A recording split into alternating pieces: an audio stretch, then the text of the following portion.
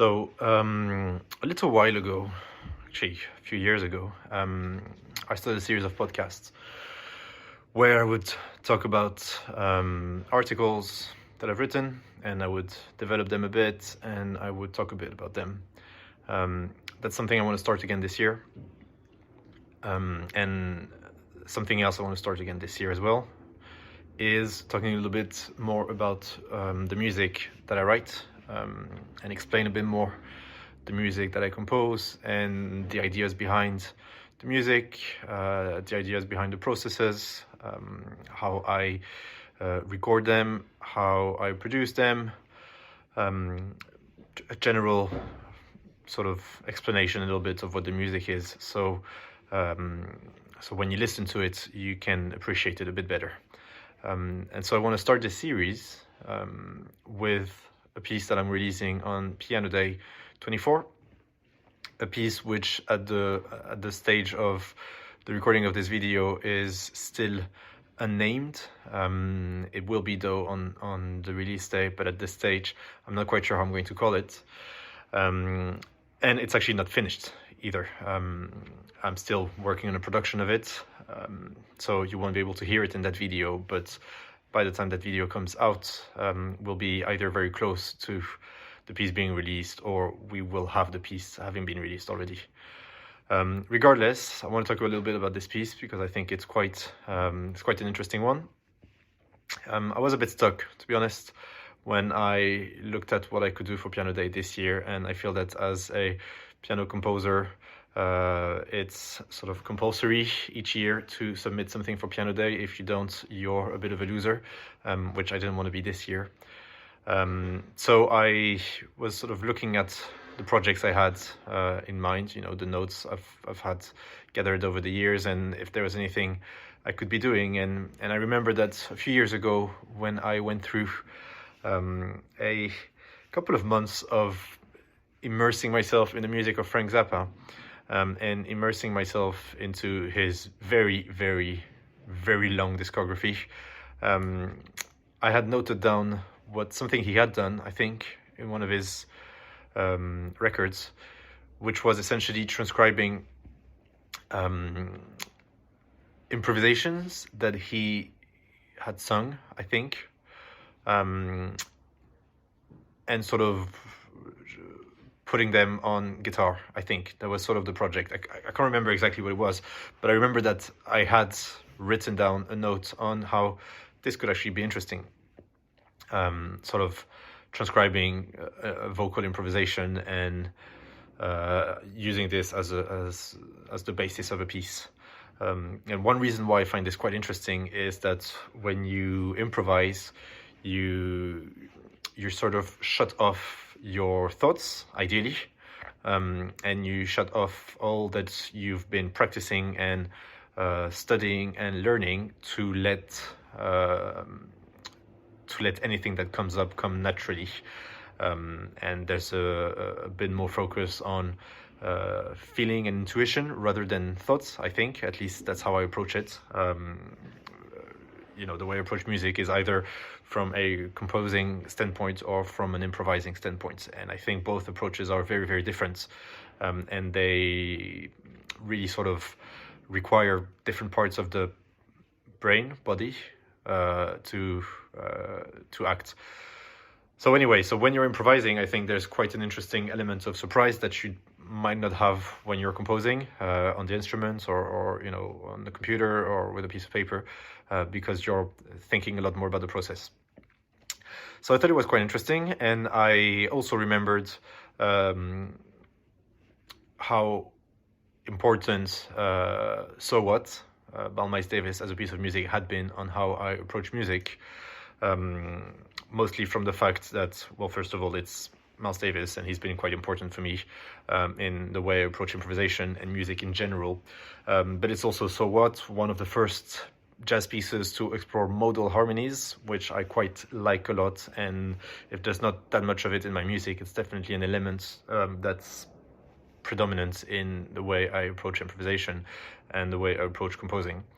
And also sort of remember that I it's one of the rare solos I can sing from memory, I think. I've transcribed it when I was in my school years, and it's a solo that's always stuck in my mind. So I thought it would be quite interesting to use this as a basis for the piece. Obviously, I'm not releasing a jazz piece, and it's always with the approach that I have with music. So well, actually, let me run you through the process because you'll see where that leads. So I thought, okay, let's just get a decent backing track of So What and improvise, a chorus by singing over it and see what comes out. So I've sort of immersed myself into So What before that, but without really transcribing anything or studying anything because I wanted it to sound a bit more like me. So I did this. I sang about a chorus of So What, which has a very sort of simple static harmony. It goes from D minor to E flat minor. It's very free in a sense in what you can come up with, and it really requires you to think of melody a bit more and to structure your improvisation a bit more because you have so much freedom actually in it that you sort of need to give yourself some rules in order to know where you're going. Otherwise, there's too many options. So once that solo was recorded, I transcribed it on the piano and I recorded it. And that's pretty much where the instrument stops, because the second part of the creative process of that piece is purely computer-based. Because the second sort of point that came in my mind when I thought of how Miles Davis had influenced me, and pretty much in the sense of Miles Davis sort of allowing me to allow space in my music, and allowing surprise and allowing mistakes to redirect the music. Someone else who's been very important in the way I approach music is the Estonian composer Arvo Pärt, who has a very, very clever approach to sound as well, sound and absence of sound. And I've always thought his approach very interesting. And obviously he's famous for having developed his own style of music, which is based on what he calls tintinnabuli. Not sure if I'm pronouncing this properly. Regardless, it's an approach to composing which essentially is based on a minimum of two voices, I think, if I understood it right. One which is the main melodic element, and the second one which sort of rings around it, a bit like bells. I think that's the idea behind it. So it's based on triads, essentially, sort of decorating the melody and sort of sparkling notes around the melody, and it has a very interesting sound quality to it, which I like a lot. And I thought, all right, so now that I've got this basis, this recorded improvised vocal solo, and I have a very interesting melodic material, because it's really not thought so much, and it's one take recorded immediately. Let's try to see how I can blend this with that Arvo Pärt influence and see what comes out of it. First thing I did is slowing down the music a lot.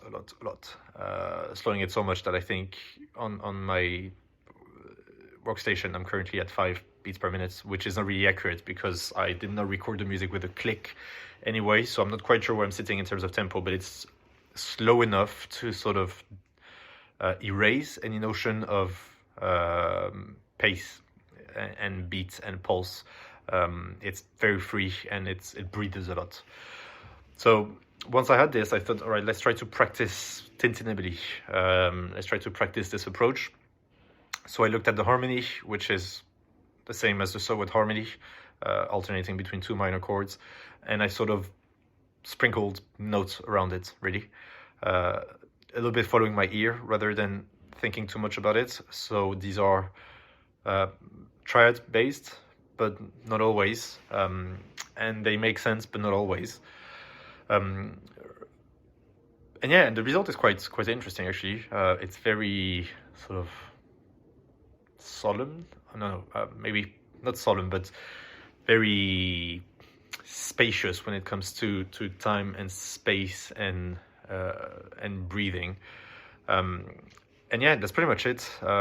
Production wise, it's in the box as a lot of my piano music for obvious reasons, which is that I'm currently sitting in my home studio, which also doubles up as our living room. So yeah, there's not a lot of equipment involved. Otherwise, my wife would probably kill me for having transformed the living room into a recording studio and having microphones everywhere. And regardless of that, I don't even have an acoustic piano, really. So a lot of the music I do is in the box.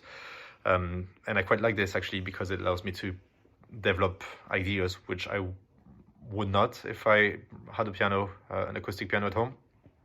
So anyway, Spitfire is my software that I use, and this is how I get this particular piano sound. So really nothing much compared to what I usually do, and it's a piece for solo piano. But yeah, I thought it was quite interesting to run you through quickly, the creative, productive production recording process of it. A few notes on the artwork. I sort of decided to have a sort of basic framework for the artwork for Piano Day. Every year I have a piece that's released and an artwork that's quite similar in it. So this year it follows a little bit the same thing. And the patterns that you'll see on the artwork are actually based on a picture of the recording session of So What. And on that picture you have Cannonball Adderley, John Coltrane, Miles Davis, Bill Evans. I mean, it's an amazing picture, and it really shows you 4 great music minds at work. So I've taken this picture and I've do what I usually do, which is I completely destroyed it and created something new out of it. But you might recognize Miles's trumpet in the picture. So that's a little wink to the original material. Like I said, it's currently untitled. Not quite sure what that will lead by the time it's being released. But yeah, I hope you've enjoyed this quick chat. I think when you listen to the piece, you might hear it a bit differently. In fact, I recommend listening to it before, maybe watching that video and then listening to it after. But obviously, if you are watching that video, then it's too late. So you might just want to listen to the piece after that video. One last thing, I actually have a playlist for Piano Day where you have all the pieces I've recorded over the years. I think this will be my 4th piece. But I think it's also quite interesting to look at how that has changed over the years and how my approach has changed. But it's always fun to write a piece for Piano Day because you know that you're going to have a bit more exposure and people are going to pay a bit more attention to it. And also there's going to be so much music being released at that stage that you want to be a bit different from the others. But yeah, I hope you've enjoyed. Happy Piano Day if you're watching this on the D-Day. And yeah, any questions, feel free to comment them or message me, and I'll be more than happy to talk about the piece a little more. And until next time, we'll talk about another one. See you later.